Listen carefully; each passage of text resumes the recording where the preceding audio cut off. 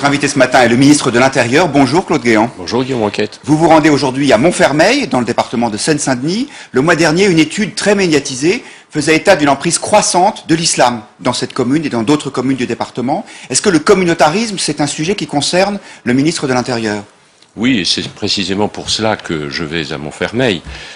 Cette étude qui a été pilotée par le professeur Keppel montre que se constituent à Montfermeil, à Clichy-sous-Bois, qui était une autre commune site d'études, des communautés qui sont d'origine immigrée et qui vivent selon des règles qui sont les leurs, qui s'éloignent du respect de la règle commune, qui d'ailleurs ont peu de connaissances des lois de la République, des modes de vie de la France, et je trouve que c'est un mode d'implantation des immigrés en France qui n'est pas acceptable.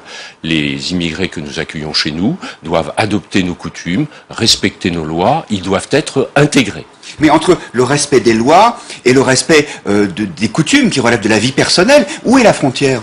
Mais il est certain que la France reconnaît le droit à la différence, elle reconnaît le droit à la liberté religieuse, ça va tout à fait de soi. Mais ce qui n'est pas acceptable, c'est que la règle d'une communauté vienne en opposition à la règle de la vie commune en France. À quel exemple faites-vous allusion? Bien, écoutez, je pense par exemple à quelque chose qui me semble particulièrement important et douloureux, qui est celui de l'égalité entre l'homme et la femme. Bon, les sociologues ont observé que ce principe, qui est un principe tout à fait essentiel de notre vie républicaine, n'est pas respecté. Et tout simplement, il n'est pas respecté parce qu'il n'est pas connu d'ailleurs. Vous avez un frère.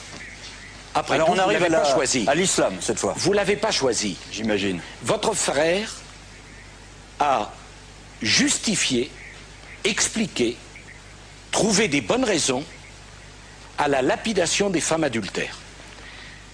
C'est un point capital.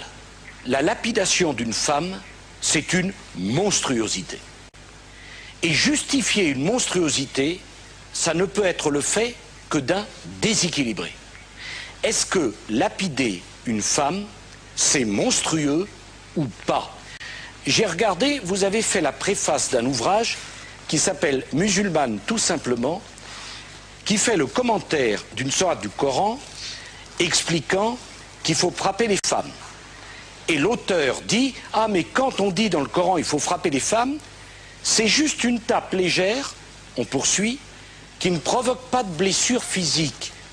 On est content du conseil et de la recommandation. » Monsieur Ramadan, est-ce que c'est votre conception des rapports entre les hommes et les femmes?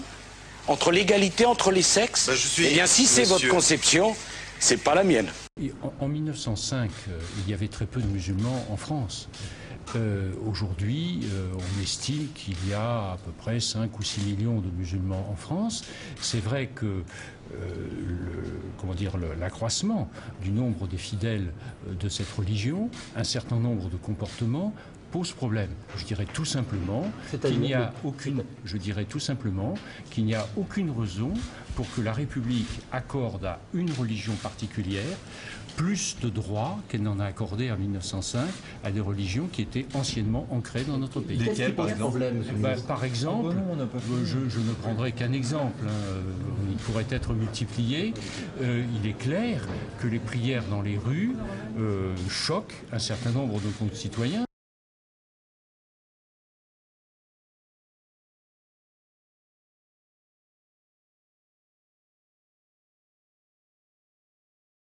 Ministre en charge des cultes, c'est dans cet esprit d'ouverture que je travaille, soucieux de veiller au respect des grands équilibres d'une loi qui a fait ses preuves, mais soucieux également d'en assurer mieux l'effectivité. En ce sens, il m'apparaît opportun que les fêtes juives de Pessah puissent être prises en compte dans le fonctionnement des administrations et des services publics.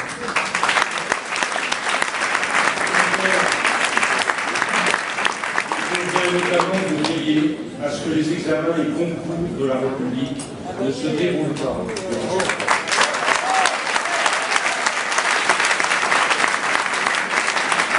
Je crois demander au ministre de la fonction publique, par une lettre que je lui ai adressée le 2 mai dernier, de veiller à ce que les fêtes de Pessah figurent dès l'an prochain dans le calendrier des principales fêtes.